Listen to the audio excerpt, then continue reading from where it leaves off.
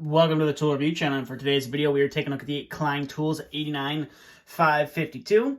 Now this is a circular hole cutter that is meant to be used on 24 to 26 gauge sheet metal, and the purpose of it is to cut holes ranging from sizes between 2 to 12 inches. And the main purpose for cutting those holes is to put a starting collar or a takeoff onto some ductwork. Now, in the promotional video for this tool, I believe it's Klein. If not Klein, it was Melco. One of the two, and if not both. Both show somebody cutting into a piece of snap pipe. Now, I've never seen that, and I've never tried it with this tool. Just kind of find it odd that that's how they advertise it, rather than showing someone cutting it in on a piece of ductwork, because that is what I commonly most see this tool being used for, and I most commonly use it for. But obviously the general purpose of this tool is to cut a circle rather than having to draw it out and cut it out by hand. All you should have to do is get the correct size and then drill two holes. The first hole is your pilot hole, and then the second hole is the hole that's going to start the cutting process of the circle. And you turn your drill on and go from there, and you get a nice perfect clean hole almost every time. Now, this tool is relatively basic. You can see you have the Klein Tools name right there, and then you do have some safety warnings right there. You also have your model number, and then you have H19 as well. Now, this tool has centimeters and inches on it, so if you are in the metric system, this is the size you're going to want to use. So it goes from, I believe, 4 centimeters all the way up to 30 centimeters. And then this side, if you come over to here, is the side that I use the most, and this is in inches, so this is from 2 to 12 inches.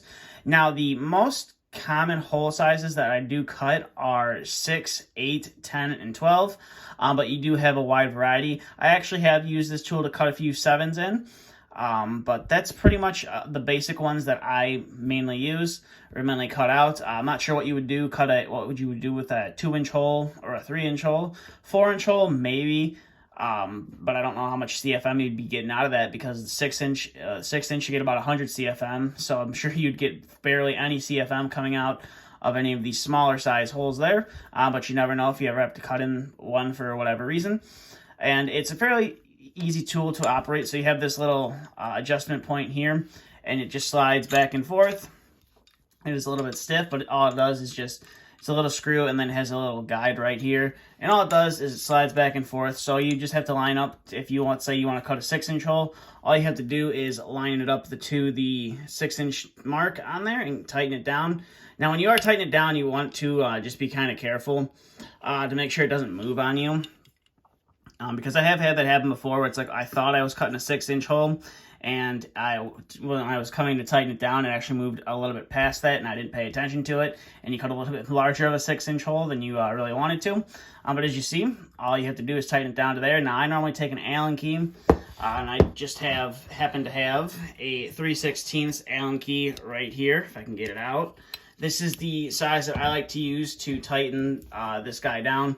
I do only use about a half turn or a quarter turn, just right there to snug it up and lock it into place, and you should be relatively good to go. And like I said, you have to punch a pilot hole for this guy to sit in, and then you have to punch another hole with your drill bit to go ahead and drill that circular hole. And the drill bit itself is a fairly decent sized drill bit, and it is a fairly decent drill bit.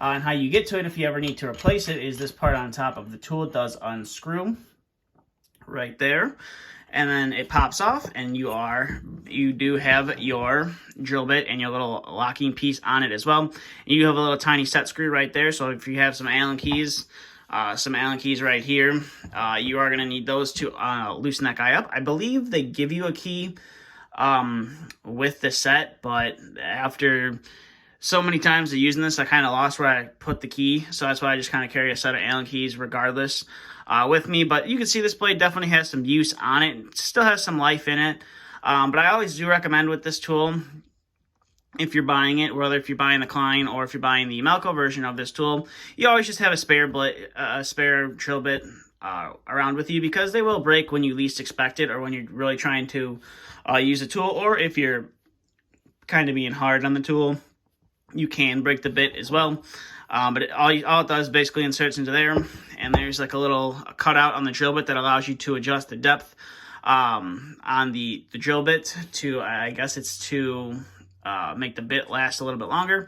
But that is the drill bit itself. I always recommend, like I said, keep an extra bit around with you because you never know when you're going to break it and or whenever it's going to run out, and they're not that crazy expensive. And you just put that tool back together and it is ready to use right there. So that's pretty much it for the detail on the tool. Now I am going to take this on out to the shop and give you a demonstration on how it works. And then after that, we'll come back in here and just give you my final thoughts on the tool. All right, so we're back here in the garage, workshop, whatever you'd like to call it. And we have a piece of sheet metal right here. This is just an old, it's a damper sleeve that was from a job that I was on. It was measured incorrectly. And so instead of throwing it out, figured might as well take it home and, give it some use. So we are going to be testing out this Klein circle cutter, like we discussed earlier in the video. So what you're going to need to use this tool is you are first going to need the circle cutter tool itself. And then you're also going to need your drill of choice. This one just happens to be a DeWalt DCD 805. And then I also recommend, if you're using this tool, you have a pair of safety glasses as well. And that's just because when you're cutting with this thing, it likes to throw some chips off as the drill bit's cutting the circle. And especially if you're working on some ductwork that's in the air and you might have your face relatively close to it, it's always good to have some protective eyewear on. So I will have that on, even though my face isn't near it. I still would like to have them on. And then also, I prefer a pair of work gloves as well because those hot chips that come off of there, like I just said, are hot and can sometimes burn your hand, and they like to get stuck if you have like a long sleeve shirt on and just like to be annoying. So that is why I have a pair of gloves here. And then you are also going to need a Allen key to tighten down this little set screw right here, this little adjustment knob right here. And the size that I like to use is the standard, just a 3/16 size Allen key. So we're going to go ahead and get to cutting on our metal here. So the first thing we're going to have to do is to determine what size hole we are going to want to cut. Now generally, like I said earlier, I cut a lot of 6 and 8 inch holes. So I'm thinking we're going to go ahead and cut an 8-inch hole, which I think we should have no problem cutting in on this piece of ductwork. And so to do that, all you have to do is make sure you're on the right side of the tool. This side is in inches, and then if you flip the tool around, this side is in centimeters, so we want to be in inches. And then your lower denomination number starts here, so if you needed to, for some reason, to cut a 2-inch hole, this is where you would put your little adjuster. And if you needed to cut a 12-inch hole, you would come all the way out to here. So we are going to cut a 8-inch hole here. So I'll go ahead and move that adjustment to the 8-inch hole, and I'll go ahead and tighten this down by hand. Can be a little tricky. As you can see, it does like to slip here and there. But once you get it locked in, it is a little bit past 8, so I'm going to go ahead and untighten that there and bring it back, because the last thing you're going to want to deal with is a hole that's just a little too big. So as you can see there, I have it finger tight, and then this is where the Allen key comes in. All I do is I just insert the Allen key in either one of these slots, and then I give it about I would say about a quarter turn till it's nice and snug. And as you can see right there, that guy should not be going anywhere anytime soon. And then the next thing you're going to want to do is you're going to want to grab your drill here, and then you're going to want to chuck your bit in. So we'll go ahead and shrink the diameter down on the drill, shrink it down just a little bit more, and you just go ahead and lock that guy into there. Make sure when you do lock it into the drill that first of all you're not loosening it, and you want to make sure the chuck on the drill actually goes up all the way onto there, because the last thing you want is to have it half chucked down there. What can happen is the drill bit will wobble and you will end up snapping the shaft on that drill bit. So we'll go ahead and tighten that guy up, and we should be able to get cutting here relatively soon. So I'll go ahead and tighten that down, and that's ready to go. So I'm going to go ahead and put my gloves on here so that I don't get burned by these little hot chips. And then it's pretty self-explanatory. All you really have to do is kind of just pick your point where you want to start in the metal, and you're going to first drill your pilot hole. And now, one thing I like to do with the pilot hole is I like to kind of put that bit around in there and kind of widen it out just a little bit. And then we'll go ahead and insert that, and we should, like I said, have no problem clearing that 8-inch hole. I always like to trace it out with the tool itself just to make sure that it will clear. And now, like I said previously in the first part of the video, this isn't an older bit on this drill. It's seen some use, but it still works fine. So it may not be the fastest cut in the world, but it should do the trick. And now we'll just get to the rest of the cutting here. So we'll go ahead and poke down in there, and I did bend up my sheet metal a little bit. So we'll go ahead and poke out.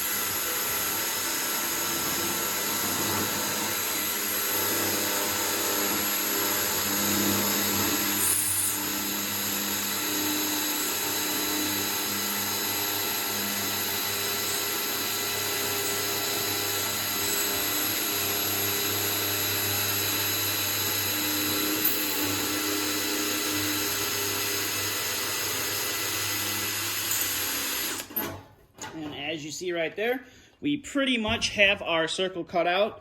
Now, sometimes with this tool, I am able to get the circle to come out completely with the bit, but oftentimes, as you see right here, there is a little bit of the metal left, and all you really have to do is take a pair of rights or lefts, and just kind of pry this guy up, and stick your shears in there, and give it a nice little cut to get it to come free.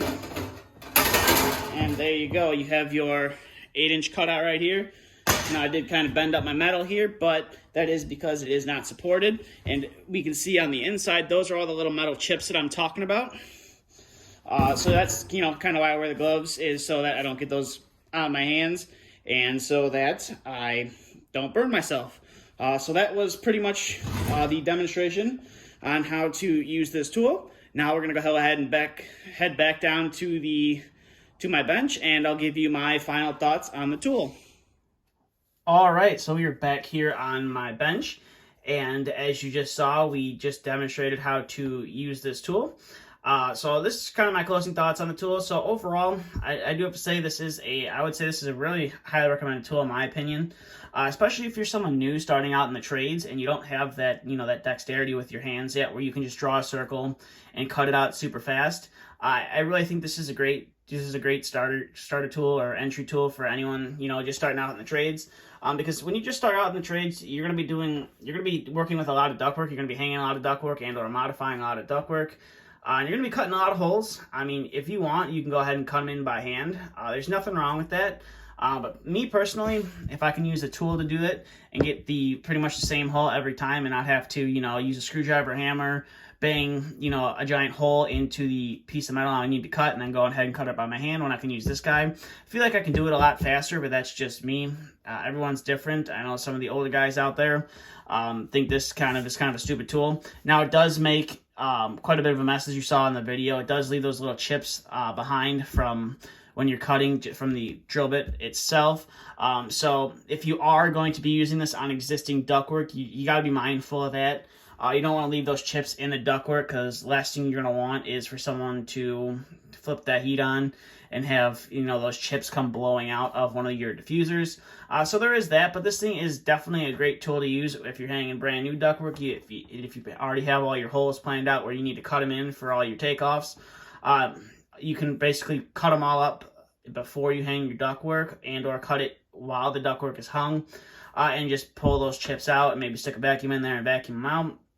Now, like I said in the video, it is, I say, crucial that you wear safety glasses when you're doing this, especially if you're using this tool by your face. The last thing you're going to want is one of those chips to come flying at your eyes and get stuck in there, and that'll most likely be a painful experience. So there is that. I do recommend, if you use this tool, you definitely wear some safety glasses. Now, you don't have to use gloves. I just personally like to use gloves because I don't like the metal burning my hands, especially when I'm cutting quite a few holes at once. If I'm cutting one hole, I won't wear gloves. But if I'm cutting like 3, 4, 5 holes at a time, then I'm gonna wear gloves because the odds are I'm gonna get a bunch of those chips on my hands and burn them, and that's just not something I want to deal with. So with that being said, I definitely recommend this tool to anybody. It's definitely a nice tool. It's not the most cost-effective tool out there. I think I paid like $50 or $55 for this tool. But that is, when I bought this tool, I knew I was going to break a bit, so I did buy like 3 extra bits with this tool. So that was with the bits in there. But I think Melco the Melco one's about the same price as well. Can be a little bit tricky to find in stores. Some of your HVAC supply houses should have these on the shelf. But if you're going into your big box store like Home Depot, I believe Home Depot, now on their website it says they don't sell them in stores, but if you go to the heating and cooling section in some Home Depots, I know a couple of the Home Depots here by me actually have the Melco ones of these on the shelves. So there is the Melco alternative to this Klein one. And then if you do have a Menards by you, you can also get, I believe, their Master Force or their it's the Master Force brand. They also have one, a circle cutter as well. So it's definitely, I would say, a handy tool and definitely gets the job done. But with that being said, that's all I have for this video. So if you have any questions, comments, concerns, please feel free to leave them down in the comment section below. And if you do like tools and you want to see some more tool reviews like this, please consider hitting that subscribe button. And as always, thanks for watching and stay tuned for the next video to be uploaded.